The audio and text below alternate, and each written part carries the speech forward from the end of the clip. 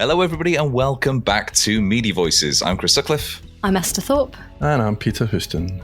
This is the latest in our series of deep dives looking at the key media moments that have shaped the industry over the past 12 months. And as you'll have seen from the podcast title, this time we're talking about podcasting. You can go back and listen to the episodes on subscriptions, broadcast, newsletters, and much more.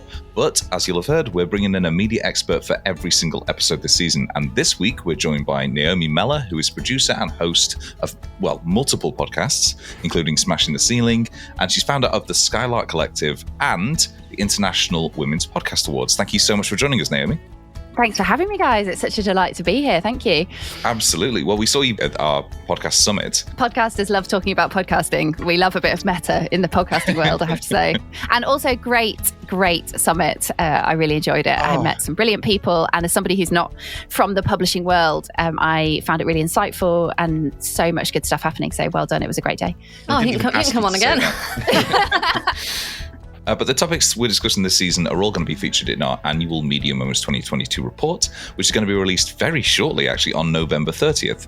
And you can pre-register to receive that report as soon as it goes live over at voices.media/MM22. But we also have somebody else to thank for this entire season, don't we, Peter? We do. Through the season, the Media Moments report wouldn't be possible without the support of our sponsors, Pool. Pool have recently launched their own B2B media named The Audiencers, which is really, really good. There's so much stuff on there, given that they've just launched. They're sharing expert content to support digital publishing, brand publishing professionals in better engaging, converting, and retaining their audiences. You can find The Audiencers over at theaudiencers.com, or you can find out more about Pool. Now, Pool has 3 O's, P-O-O-L, at pool.tech. Perfect. So do go across there and check them out. This entire season and report would not be possible without them. But for now, we're going to talk about podcasting. And as Naomi mentioned, podcasters love to talk about podcasting. So this will presumably be the longest episode in Media Voices history. But I wanted to begin with, if we could maybe start with, before we get into the nitty gritty, maybe our own sentiment analysis of the past year in podcasting, because as we saw at the summit, everybody's very excited about it. But do we get the impression that it's excitement based on reality, or are we still in kind of that hype phase of podcasting? Esther, what's your take? I still think there's a lot of hype. There's definitely some. I think the earlier people have gone into experimenting, the quicker reality has hit. I think a lot of publishers went into it having seen, the sort of celebrity podcasts get, millions of listeners, people touting these huge numbers. And I think there was this idea that, we can go into podcasting and we can reach this huge new audience. We'll get them to subscribe, we'll get them to join our brand, and the future's bright, the future's sunny. And actually, definitely certainly what we've seen this year in a lot of the conversations with people is that the reality is sort of sunk in over the past sort of 12 to 18 months, that podcasts are still brilliant. They are still a brilliant thing for publishers to be in, but they're not a kind of massive audience driver. They are really, really good for engaging your super fans. And it's kind of been that switch. And the quicker publishers have realized that, the more they've looked at their podcasts and said, actually, how can we use our podcasts to super serve that audience? And Naomi, from what you've heard, and in fact, from what you've seen from working with the collective and various clients, is there that recognition then that podcasting is serving a function, but it's not necessarily, you're not going to get the kind of the Joe Rogan audience right off the bat? I think there's 2 things that I've really noticed this year. And one of them is around audience tolerance with regard to podcasting quality, because I think a lot of podcasts launched in the pandemic and there was this huge exponential growth where we were all living in a strange lockdown environment, and our tolerance for really quite shonky audio in quite a lot of cases suddenly went through the roof, because everyone had just bought a microphone and was recording at home and was working their way through online platforms and recording. And, there was a lot of guests who had little to no technical experience, but everybody just put up with that at that stage because we couldn't do any better in some respects. And I think there's been a huge rise in the quality and availability of online recording platforms. We're all recording this interview remotely, which has given rise to an improvement in remote recording anyway. But I do think that when you start to look at the top end of the market, there has been a return to in-person and that high quality recording that is really creating the best listener experience. And I think people are returning to that and expecting more from their podcasts than perhaps they were definitely 2 years ago and maybe even a year ago.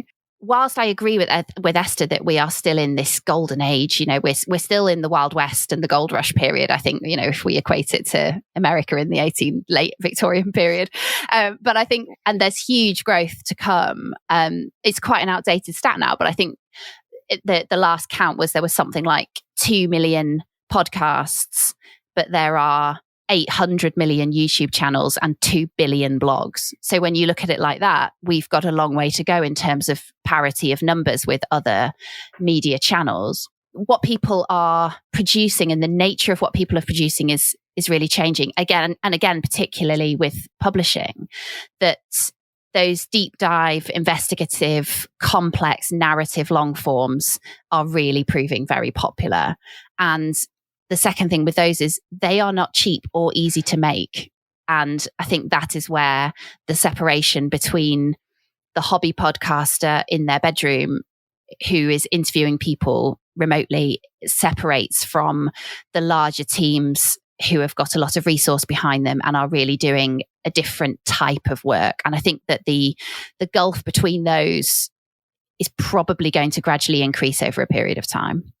You come on our podcast, you accuse us of being hobbyists because we're all recording in our bedroom. There is nothing hobbyist about this show. Go on, Peter, bring us down. I couldn't get a microphone in my bedroom. It's too messy.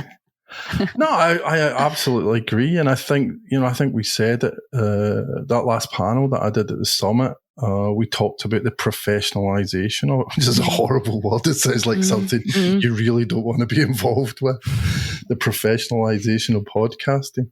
But I do think that, and I think there's a really interesting stat someone's putting in the document here. I think it's from Muckrack Research that says 16% of podcasters are actually working for media companies. And I think that's really interesting. That's quite high considering what it used to look like. So yeah, that idea of professionalization, I think, is a really big deal. There's another thing in there, that idea that 55% of people in this survey think there's too many podcasts. I just found that fascinating. That's that classic, how long should a podcast be? Or can a podcast be too long? No, it can just be too boring. It's the same thing. It's not that there's too many podcasts, it's there's too many crap podcasts. This is exactly it. Yeah, I was going to say, how bound up is that in things like Podfade and the fact that there are 80 different podcasts out there with the same name at this point, and the ecosystem is clogged up with these dead podcasts. But does that problem not go back? You wouldn't sort of go to the front page of Google something and say, oh, there are too many websites. It kind of goes back to what you're saying with, this is where the discoverability is still, in 2022, a huge issue for podcasts. And Spotify, bless them, have done their best, but you're still getting, it's still almost impossible to find podcasts that you like without sort of wading through this maze of all the others. And I think you look at anything else, you look at streaming, you look at sort of any other type of content you consume, and the discovery has been much, much, much better.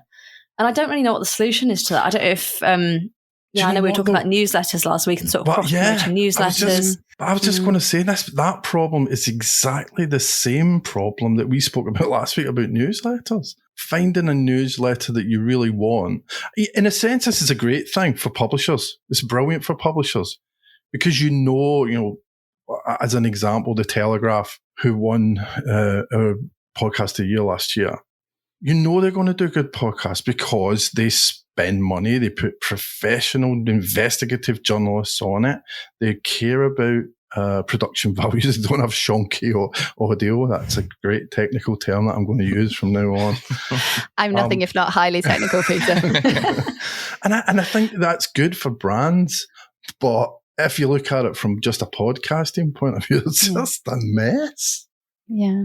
I think it's really, that discoverability piece is really interesting. And I there's an interesting app called GoodPods, which I don't know if you guys have come across, which is along similar lines to Goodreads, where you follow people you know. So it's almost an amalgamation between the social media and a podcast listening app, whereby your discoverability comes through what people you know or follow are listening to, in the same way that on Goodreads, you see what people are reading who you follow or know.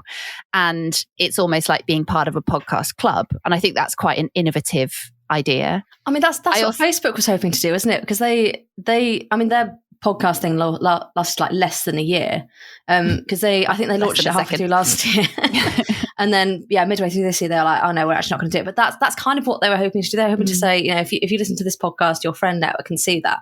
But no, they just care about reels and like becoming another TikTok now. So. But I think, isn't that an advantage of being a niche? Is that they've almost trying to do? I wonder if that hasn't particularly worked because Facebook is already known for a different function, and that people haven't understood the point of that functionality. Which there's an argument about whose fault that is or why that hasn't worked for them, but. GoodPods, a bit like Goodreads, is very specific in their aim, and therefore that specificity and niche, perhaps one could argue, is their superpower in that sense. It's really interesting, I think, because in the notes I've mentioned here that in a lot of ways the podcast arrived on the scene fully formed. We haven't seen the kind of the form itself evolve a lot since the 3 people round a table form that it sort of arrived with originally. What are you trying to say? No, there's nothing wrong with it. That's what I'm saying. It was like a mature medium in terms of its editorial form when it arrived. But what is really interesting is that sharing podcasting has been done as you would share, say, articles, whereas YouTube has kind of got out ahead of the curve a little bit, and you can clip sections. You can do that on Twitch as well. And it feels like potentially there is a need for some podcasting platforms to rethink how they allow users to share the podcast rather than in its entirety or just a link to the show. Actually, a more considered way for people to discover it through recommendations. I think that's where people like Headliner win. I'm not, Headliner was a sponsor on a podcast summit, God love them. But the fact that they supported us aside, that kind of audiogram sharing aspect to that sort of platform, I think is really powerful. Do you know what this actually says? That all the smartest podcasting companies actually sponsor our summit and our rewards. It's amazing. Well done, guys. It's a good job we're so shonky, because otherwise people would have thought this is scripted as promo for the next summit. Okay, one thing I feel like we can't not bring up now, you've mentioned it, is YouTube, because this absolutely shocked me earlier this year when there was a survey that came out that said Spotify and Apple have long been sort of competing for the most popular podcast platform, but the most popular podcast platform in the US by quite a long way, it's almost 60% of people use podcasts on this platform is YouTube, and I still cannot get my head around that. But when we're sort of asking people, it's like I'll put a podcast in the background, I'll listen to it on YouTube, and like they don't necessarily watch, they just use it as listening. And is that because YouTube is better at discoverability? I don't know. No, it's because YouTube's frigging huge. It's just massive, absolutely scale. See, it's interesting though, isn't it? Because this is where we now get into the discussion around collision of audio and video. Because, so for instance, the Always Sunny podcast, which I think outstripped Joe Rogan in terms of popularity earlier this year, their hosts refer to their audience by 2 terms: the creeps who watch, and then just the listeners who listen to the podcast. It is technically like a video series. 3 people talking. You don't need to necessarily see their faces. Definitely don't need to see my face. Not when we're recording at 7:00 on a Sunday morning. Peter, will you stop leaping ahead in the? That's my joke for later on in the show notes. Yeah, I don't know. I think I still struggle to get my head around it, mainly because I don't watch much stuff on YouTube, and like if I'm listening to a podcast, it tends to be in the car, so I'll have it on Spotify. The data says otherwise, and we are now. On YouTube, much to my reluctance. But if we're talking about engaging new audiences, so I often try to talk to younger people about how they listen to podcasts, if they listen to podcasts at all, and I'm still amazed by how many of them don't. But for example, I asked my hairdresser last month if she listens to podcasts. She's 21. And she said, I only listen to one. And then she said, well, I don't really listen. I watch on YouTube because I always have to have something to watch. And the podcast she named was Amazing Grace, who is a TikTok star and has had a breakout podcast. Do we call it a podcast? Because really, it's essentially a chat show on YouTube. Yeah. Where is the line? What defines a podcast these days? It's a whole other conversation. That was like last year's big conversation about, it's no longer RSS, therefore not a podcast. And everyone was all the podcast purists were very up in arms about this. But it's a really good point. Yeah, well, I find it really interesting. And I think if we want to grow podcasts into the next generation, do you have to go where those listeners / watchers / creeps are, because isn't that how we keep the industry going into the future? Yeah, it absolutely is. Isn't this the same conversation we've had like over the last decade about you can have the same piece of content and it's about kind of repurposing it and putting it where the audience wants to consume it. So if somebody wants to listen to a podcast while they're walking their dog, they can. If somebody wants to sit there and like weirdly watch it on YouTube, they can. And it's the same, it's the same content. It's a classic idea of being where the audience is. You have to be where the audience is, whether that's TikTok or YouTube. We're not going on TikTok, guys. I'm absolutely drawing the line. TikTok, let's 100% dance for TikTok. Rather than save on my media moment of the year to the end, I'm going to bring it up now because it's pertinent to the discussion. So in April, Spotify caused consternation and panic and stress by announcing that it was opening up its video podcasting capabilities to more countries. And so video podcasting, which is undoubtedly where a lot of the industry is going, and as that discussion shows, it doesn't even need to technically be a podcast account under there. It leads to high viewing and listenership figures. We've heard that from a number of sources, but they do require a lot more thought, both from production and hosts. So Naomi, does this go back to what you were saying about that kind of professionalization of it and it being some of those more high-end organizations who can actually do video podcasting really, really well?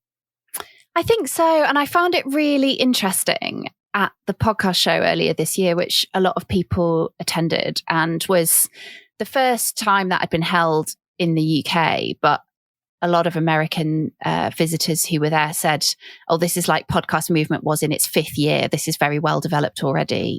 There's a lot happening here.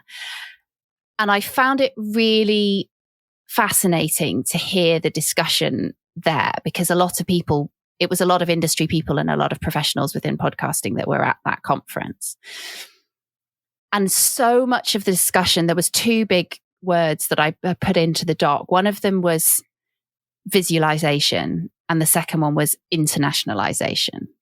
And one of the things I wanted to chat about, and I'm not sure if this is the right time, but was about the translation of podcasts into other languages, which I think is a huge option for publishers and a really, really big future point, particularly for your audience and for those involved in publishing. Because one of the things that's just starting to happen as a growth point is that successful formats and successful stories that translate easily can be distributed out to huge audiences, be that in Europe or beyond, by companies like Podimo would be a big one, who are involved in this with clients like Amazon Music and Wondery in particular. And that has the capacity to take podcasts to a whole new level and a whole new audience, particularly in jurisdictions or countries where the podcasting industry itself is not as large or as developed, and perhaps doesn't have the budget behind it that it does in other places. So I think that professionalization is something that we are definitely going to see a huge amount coming up. And I think the visualization, so the use of video, I'm the same as you guys. Like, I went into podcasting because I do not want to be seen. I don't want my face out there. If I'd have wanted to be on video, I would have started a YouTube channel, and I didn't. And, for me, it's one of the great shames almost of podcasting, because I love the intimacy of audio as a medium. And that's my joy. That's my absolute joy about podcasting, is that you're in someone's ears and it's just this very intimate experience listening. And we know that most people listen to podcasts alone as well, which I think this is now sounding creepy. No, but that's the thing. She's totally right. There is, I feel like the danger, we were talking about, we've spoken about this before, in that transition from, host-read ads to programmatic, that removal of intimacy by going to video and making it a little bit more professional and a little bit less chaotic and a little bit less like it's just you and 4 people you have a parasocial relationship with in a room together. I feel like that does strip something special away from podcasting to some extent. you think all the way back to the days of Serial, which is quite a long, relatively in podcasting terms, quite a long time ago now. I guess that was a very personal listening experience that didn't feature any video or any form of visualization at all, and yet was different to the 3 or 4 people sitting around a table with whom you form a parasocial relationship. Very different at that stage. Still brilliant.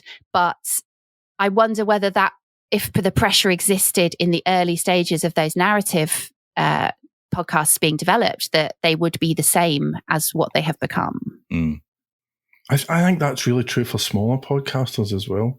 Yeah. Look at Reby Media. And Reby Media did the Life Before Birth podcast. It's kind of traces this. Was the IVF journey? Was it? They wouldn't have done that if they were forced to do that as a video podcast. No, they just wouldn't have done it.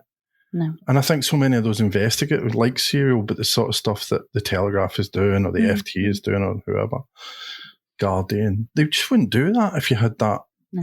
If you had to do a video, and I know you don't, but if that had become the sort of the standard for the industry, those things wouldn't get made. If it was Doctor Who, it'd be a big ball of wibbly wobbly, timey-wimey stuff that's all merging. Is that actually, again, one of the things we've seen this year, and I don't want to steal the media moments, is that some publishers are starting to sell their podcasts as IP to companies like Netflix.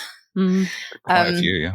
And, we had, I think the big one was the Tortoise and the Sky Media partnership that was announced just weeks ago, that you are telling a story, and you can tell that story in audio, you can record people telling that story, whatever else. But there's then this huge opportunity to take that into a sort of almost cinematic experience. And that's, if you've got those ideas and you can sell them to somebody like Spotify or Sky, Netflix or Sky, then great. But do they work? If you look at Dr. Death, for example, which was a very successful Wondery podcast in the States, that was then formed into a television series with Joshua Jackson, who those of us who are old enough to remember Dawson's Creek will remember. But that pipeline of podcast to television is one I also think we are going to see grow, because I now think that there are podcasts being written with that IP pipeline in mind. See, but, so there's exactly the problem. This is what absolutely grind my gears. Yes. Something works and the bean counters fuck it up by trying to take it everywhere else that they can make money from it. The one I was thinking specifically was Homecoming. A thriller from Gimlet Media starring Catherine Keener, Oscar Isaac and David Schwimmer. That was a brilliant podcast, and they took it to Netflix, and it was shit. It's why Disney does live action versions of brilliant films, because they haven't got an imagination between them anymore, because it's run by bean counters. This is fantastic. This is everything I wanted from a podcast discussion. Is Peter's diatribe against live action Disney. And Emma Watson was the worst casting for Belle I've ever seen. Don't get me started. It only took me 30 minutes. I do want to just follow up on something you said there, Peter, because before you were talking about, you can do a podcast and still have it be audio, but I wonder if there is, because of the bean counters, if there is now going to be pressure for everybody to do video podcasting. Because do you remember, it was only a couple of weeks ago in terms of recording, Sky Pillsbury did a fantastic an oral history of everything that happened at Gimlet since they were acquired by Spotify. Yeah. And they basically said they had no interest in the craft of podcasting and actually creating really good podcasting. They were all about the monetization, and it seriously hit their ability to do it.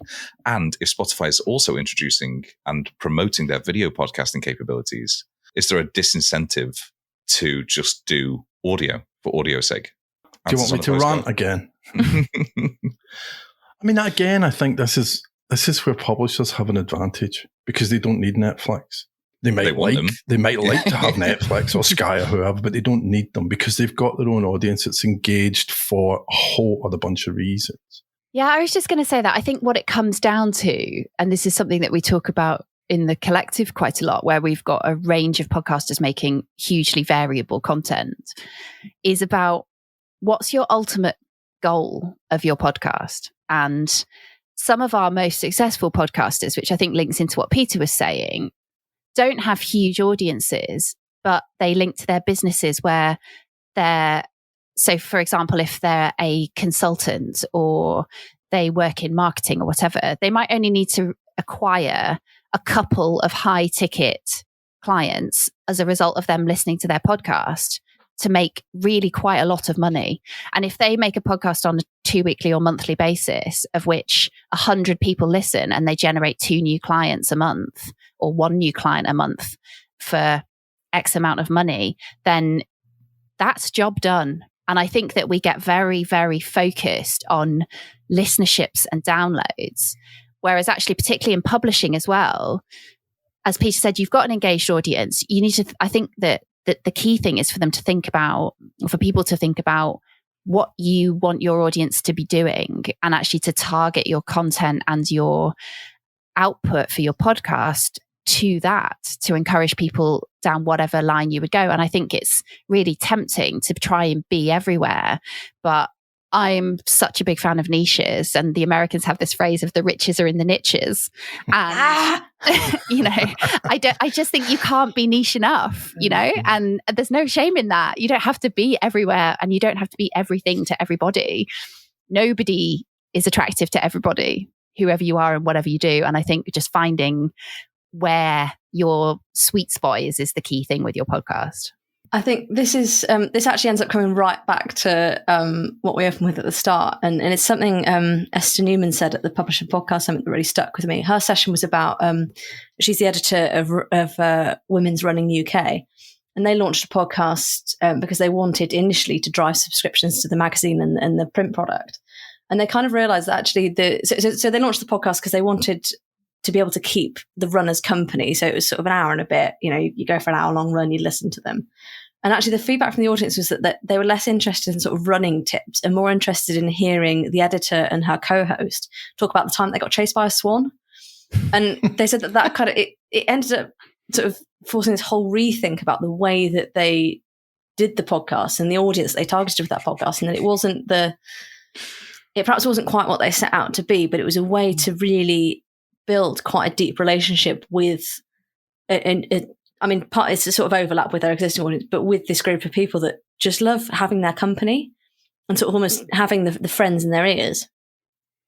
But I think that's really true. And it's such a great example. They were a finalist at the International Women's Podcast Awards last year. And it's an example of a podcast which the audience for reading a magazine might be quite different to an audience who just want to pop a podcast in their ears while if they've got 3 kids and getting out on a 30-minute run is the only time they get to themselves. They're probably not going to subscribe to a magazine because they don't have time to sit down and read that at home, but they do have time to consume a podcast while they're quickly walking the dog or doing the school run or nipping out for a run. And I do think that is such a brilliant example of a podcast that has really listened to their audience and pivoted accordingly. And Esther's done brilliant work with that. It's an amazing example, I think. Not to take us too far away from getting chased by swans, because I think this is something that we desperately need to invest in ourselves. That would work on video. One of the things that we can't fail to mention is that this year we've seen an increased focus on monetization, attribution, and measurement in terms of podcasting. So way back at the start of the year, talking about that gold rush, Spotify acquired... Who haven't they acquired? Yeah. So in February, they acquired Chartable and Podsites. And since then, it's been, if you are a podcast measurement company or a podcast attribution company, then somebody's going to snap you up. No channel in terms of advertising spend grew faster than digital audio last year. So it grew by 58% in the US alone, reaching nearly 5 billion, according to the IAB. And per a 2022 Edison Research survey, 73% of the US population aged 12 or older listen to digital audio. Obviously, podcasting is a big part of that. And, at what point can you separate it out anymore? Which is up from 68% in 2022. Advertisers want to be involved, but they also want to be part and parcel of the discussions around how effective podcast advertising is. So, for instance, at the IAB UK's most recent update of their gold standard, they included audio for the first time, along with gaming. And it just seems to me to be this that the gold rush has now sort of ended, and we're now actually kind of building structures to support everything that we have been promising over the last couple of years? I think people are trying to build those structures. I don't think they're there yet. And it's right, isn't it? If you're spending money on a podcast, you want to know how many people actually listen to it. And there's so much fraud. It's bizarre how much fraud there is. And it's really hard to, as a podcaster, it's really hard to be able to give those numbers that make sense. Esther, you did that thing. Massive rant. We need to talk about podcasting, and I think that is a good thing. That is the start of a proper discussion about that. That again, it comes back to that professionalization thing. It's not just people throwing money at advertising for podcasts because they think it's cool, which is what used to happen. It's because they're actually treating it. This is where I support the bean counters, actually, ironically. Oh my God. Well, because I think actually there's a sense of reality. I don't know if you want me to jump ahead to my moment, but there's a sense of reality starting to come in. I still don't think the technology is anywhere near where it needs to be. A tech idiot like me can't figure out exactly how many people listen to a podcast. And that's what needs to change. It needs to be easy. But I think that's a really interesting point of what it boils down to is how do you measure return on investment? And I think this is something that production companies who are particularly pitching for branded podcasts find that really hard. And because if you go to a company and you say, why haven't you haven't got a podcast, you need a great show. It could be brilliant for your brand. It's an amazing part of your marketing arm. It's a great way of reaching new audiences and engaging your current ones. And they say, well, how do you measure that? Apart from download numbers, which we all know are not an ideal measurement, how do you measure that? And I think that's something that the return on investment piece is something that there's a group that I'm a part of are working on some research around that at the moment, because being able to categorically show what somebody is going to get in return, I think will be a growing area that is absolutely necessary in order to keep particularly branded podcasts, to make those relevant and affordable and interesting to brands, to be able to really see that in a profession. That is one area that I do think the professionalization, I agree with Peter, I have some sympathy with the bean counters. I think you have to give them what they need and what they want in order to keep the flow of work coming in for podcasters to keep growing the industry. The one thing I'd say in counter to the bean counterpoint, because in order for that to be effective, we need to be realistic. And this is kind of what my piece is about. We need to be realistic about listener numbers. Yeah. And what's happened with so much of digital media is that you've ended up with brands inflating and inflating and inflating. And then everybody else has to inflate to keep up with it. And you'll end up with publishers, they'll sort of say, oh yeah, we'll get you like 10,000 views on an article, and they'll PPC half of it. And that's not real audiences. And what we've got still in podcasting is this sort of embarrassment about low listener numbers. Yeah. And it's not, if the top 10% of podcasts in the Buzzsprout network have 400 listens in the first week, like this is the kind of benchmarking we're talking about. And what prompted this was Bloomberg had actually done an investigation where they found that there was this, some of the apps were forcing listeners to sort of listen to just over a minute of a podcast in order to move on to like the rest of a game or the rest of something they were reading.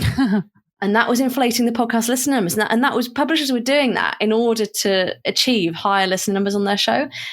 That is the start of such a awful slippery slope where people, like perfectly legitimate publishers, are going to go to advertisers with 500 listeners, and the advertiser is going to say, well, no, because I'm going to go to this person with like 10,000. And it's like, well, those 500 genuine people mean an awful lot more if they are listening to 30 minutes. Anybody who's still listening, we love you. You are of value to us.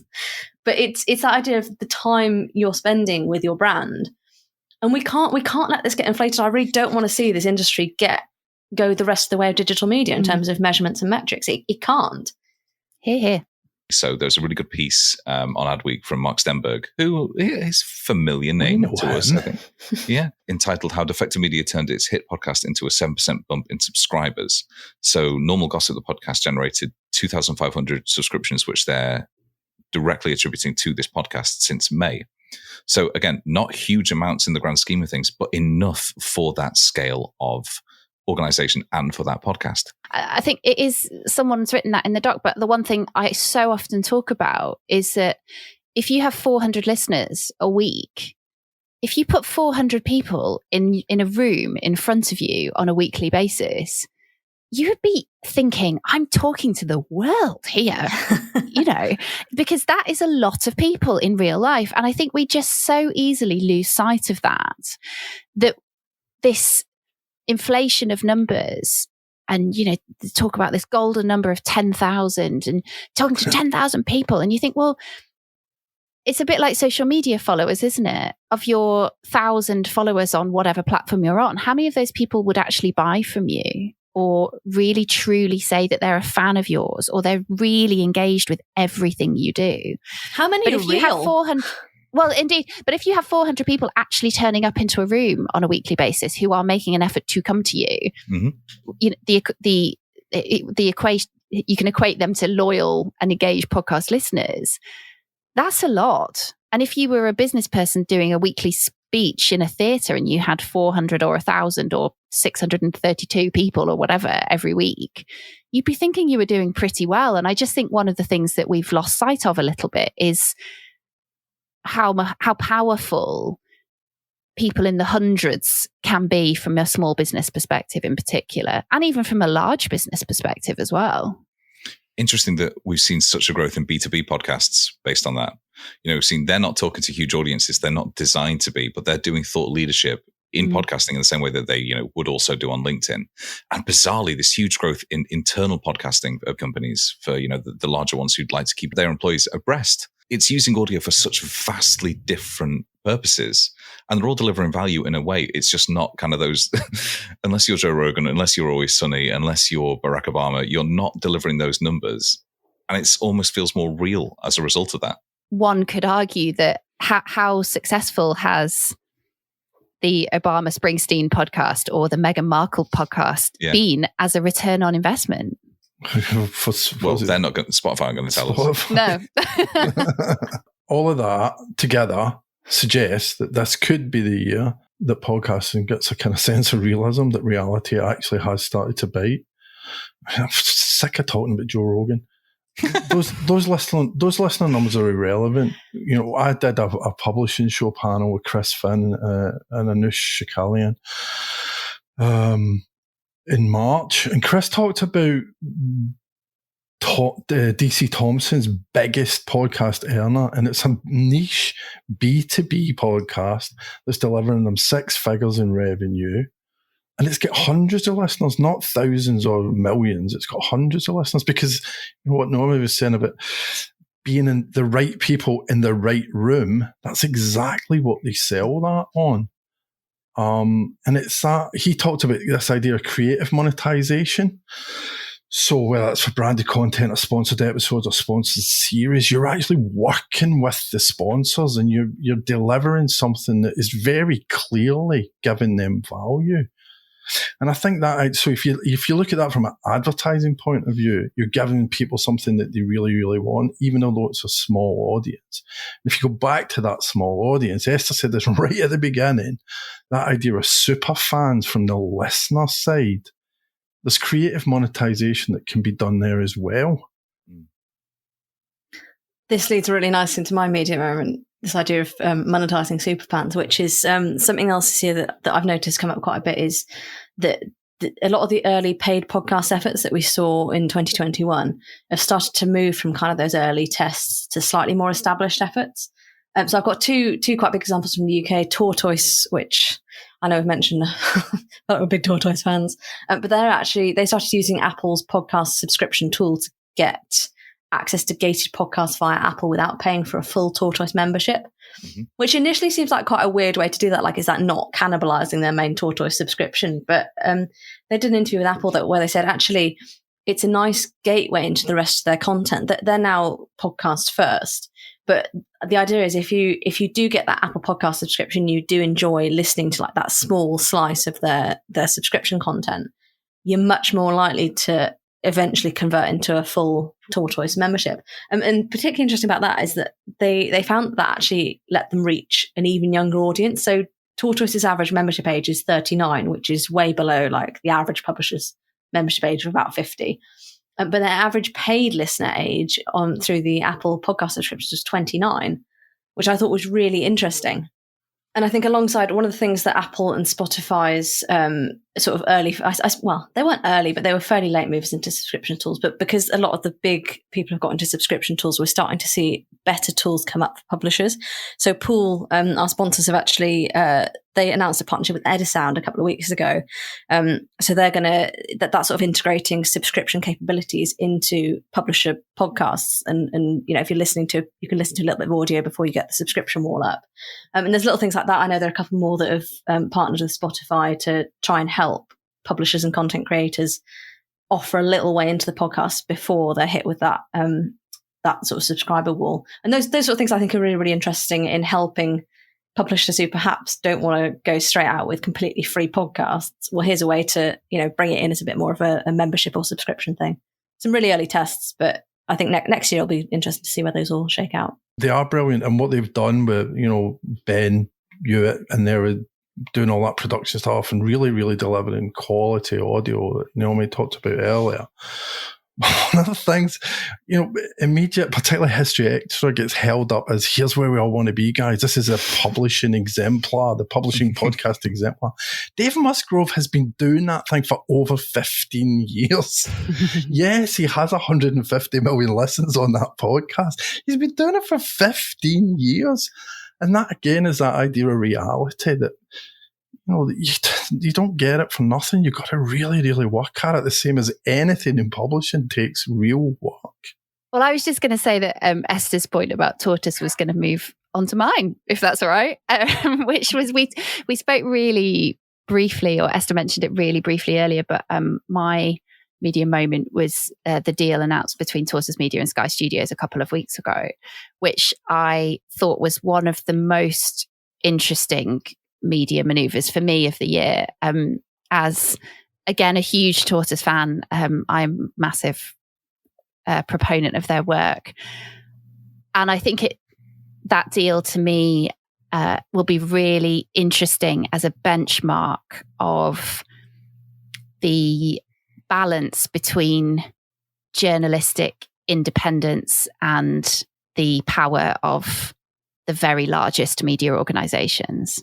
And I don't think that Tortoise that they're not a naive organization. The people involved in that are highly experienced and have been around the business a very long time. But I think it'd be really interesting to see how that plays out with the balance between their very, very high quality, slow news, is what they're obviously known for. And I think that was really brought home to me yesterday when I switched my smart TV on, and Londongrad for me has been one of the podcasts of the year. And the first thing that popped up on the homepage of Virgin Media, which is my TV provider, was the Sky This Is Londongrad documentary that is now available. And I thought, I never expected to watch this. This plays back into everything we were just saying about visualization and that transition. And I thought, I've loved that podcast, and I don't think I want to watch that. So I'm really interested to see how that move plays out over a period of time. I mean, we could talk about this for hours and hours and hours and hours and hours. And maybe we will off mic. But thank you so much, Naomi, for coming on. Where can listeners find and listen to you? So my work currently is over at the skylarkcollective.co.uk. If you just search for that, you'll find us. That's the community. And the International Women's Podcast Awards also sits there. Just add a /awards and you'll find us. And my own personal podcast is called Smashing the Ceiling. If you just search on any of the usual places, you'll find it there. It's green artwork. That is stories of women with unusual, interesting and inspiring careers. There is a new season of that due very soon. Perfect. And thank you for giving them a description of the logo as well. I feel like we never, ever do that when we recommend it to people. Well, there you go. But we do need to thank Membership and Subscription Suite Pool for sponsoring this season of the Media Voices podcast and the upcoming Media Moments 2022 report. Please do check out their new B2B media publication, The Audiences, over at theaudiences.com. Loads of content already, as Peter mentioned at the start, to give a flavour of what to expect. And Esther, can people... I keep hearing this on the grapevine. I'm sure it's not true because it'd be ridiculous. Can people sign up to pre-register for the report this year? You can, so you can get it sent to you as soon as we release it, rather than having to remember. So you can pre-register to download that by going to voices.media/mm22. I feel like we can't talk about podcasts without mentioning that the Publisher Podcast Awards are actually now open until the 9th of December. So if you've got a great publisher podcast, head over to publisherpodcastawards.com and send it in to us. I swear it comes around earlier every year. It actually comes around later, but... Thank you to everybody who's taken the time to listen to this very meta podcast. We will see you next week for another tour through one of the upcoming topics from our Media Moments 2022 report. But for now, thank you so much and goodbye. Bye. Bye.